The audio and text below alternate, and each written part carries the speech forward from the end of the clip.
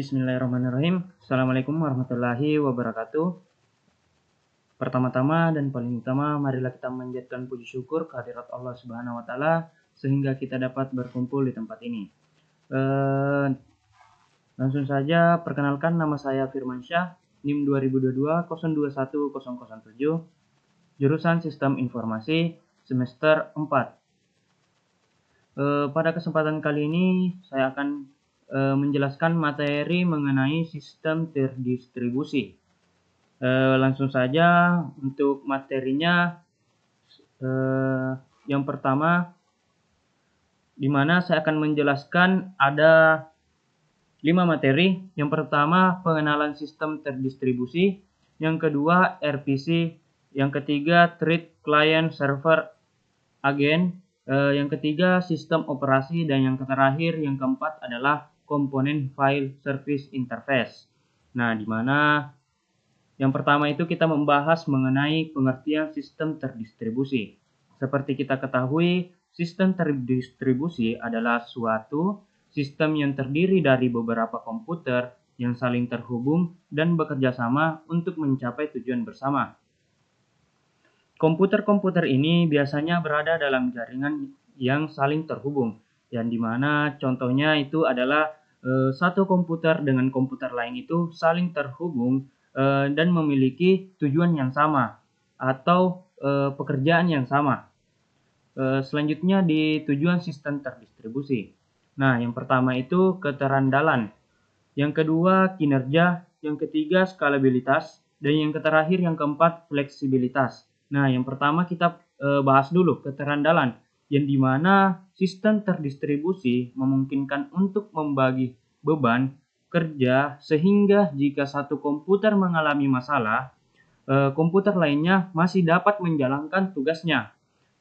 Jadi, jika salah satu komputer tersebut mengalami masalah, tentu komputer-komputer lainnya masih menjalankan tugasnya. Nah, yang kedua, kinerja, performance. Nah, di mana dengan mendistribusikan beban kerja, sistem terdistribusi dapat meningkatkan kinerja dengan memanfaatkan sumber daya secara lebih efisien. Nah, yang ketiga, skalabilitas, di mana sistem terdistribusi ini mudah diperluas dengan menambahkan komputer atau sumber daya yang baru ke dalam jaringan. Nah, yang keempat, fleksibilitas. Nah, di mana dapat mengkomodasi berbagai kebutuhan atau aplikasi dan lingkungannya. Nah, selanjutnya kita membahas materi selanjutnya yaitu Remote Procedure Call atau RPC. Nah, di mana yang pertama itu kita membahas pengertian apa sih RPC? RPC adalah mekanisme untuk komunikasi antar proses di lingkungan terdistribusi, di mana suatu proses memanggil prosedur atau fungsi di komputer lain tanpa harus menangani detail jaringannya. Nah, adapun cara kerja Remote Procedure Call yaitu atau RPC. Yang pertama, penentuan interface.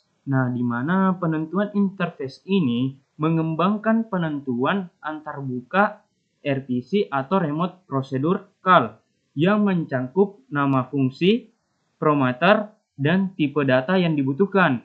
Nah, lanjut yang kedua, pemanggil proses. Pemanggil proses ini memiliki proses lokal memanggil prosedur yang ada pada antarmuka RPC atau Remote Procedure Call. Nah, yang ketiga, pengiriman permintaan. Nah, adapun pengiriman permintaan yaitu permintaan RPC dikirim melalui jaringan ke komputer yang menjalankan prosedur yang diminta. Nah, tergantung dari apa yang diminta atau prosedur yang yang dimintainya. Nah, lanjut yang terakhir, yang keempat, eksekusi dan balasan.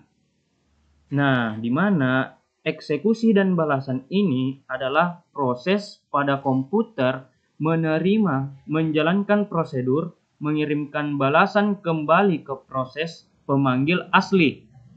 Nah, lanjut di slide selanjutnya, ya, di materi selanjutnya itu kita membahas Thread Client Server agen. Adapun pengertiannya yaitu thread client server agen merupakan model di mana sebuah server menerima permintaan dari klien, lalu server mengelola data tersebut menggunakan thread dari agen server. Nah, selanjutnya di keunggulan dari thread client server agen. Yang pertama itu meningkatkan kinerja karena server dapat melayani banyak klien secara bersamaan. Yang kedua, menyederhanakan implementasi karena pengelolaan thread dapat diatur secara langsung oleh agen server. Nah, yang terakhir, yang ketiga, yaitu mengurangi kompleksitas dalam pengiriman data karena thread server mengelola aliran data secara internal. Nah, itu pun ada 3 keunggulan dari thread client server agen. Selanjutnya membahas di sistem operasi. Adapun pengertian dari sistem operasi adalah perangkat lunak yang mengelola sumber daya perangkat keras dan menyediakan layanan umum untuk aplikasi perangkat lunak. Nah, adapun komponen-komponen utama dari sistem operasi ada 5. Yang pertama, kernel, di mana bertugas sebagai bagian terdalam dari sistem operasi yang mengatur akses langsung ke perangkat keras. Nah, selanjutnya yang kedua, manajer tugas, di mana mengatur eksekusi tugas dan proses di sistem. Nah, yang ketiga, manajer jaringan, di mana manajer jaringan ini mengelola koneksi dalam koneksi jaringan. Nah, yang keempat, manajer memori, di mana manajer memori atau memory manager mengontrol dan mengatur alokasi memori untuk proses dan aplikasi. Nah, dan yang terakhir adalah manajer sistem berkas, di mana mengelola penyimpanan dan akses data pada perangkat penyimpanan. Nah, selanjutnya membahas komponen file server interface, di mana pengertian file server interface ini adalah antarmuka yang digunakan untuk mengakses dan mengelola file dalam sistem terdistribusi. Selanjutnya di fungsi-fungsi utama file server service interface. Yang pertama membuka file, yang kedua membaca file, yang ketiga menulis ke file, dan yang terakhir menutup file. Di mana membuka file memungkinkan akses ke file dengan memberikan alamat file. Yang kedua membaca file dari file yang telah dibuka. Yang ketiga menulis ke file, menyimpan perubahan atau data baru ke dalam file. Dan yang terakhir menutup file, menyelesaikan akses ke file yang telah selesai digunakan. Yang terakhir yaitu kesimpulan.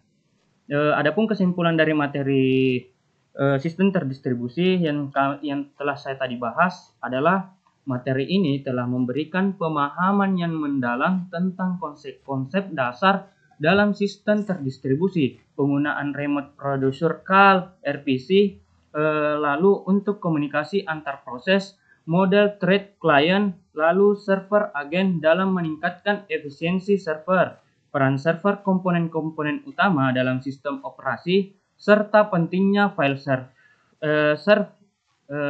service interface dalam mengelola file-file dalam sistem terdistribusi. Mungkin itu saja dari pembahasan saya. Lebih dan kurangnya mohon dimaafkan. Akhir kata, wallahul muwaffiq ila aqwamit thoriq. Assalamualaikum warahmatullahi wabarakatuh.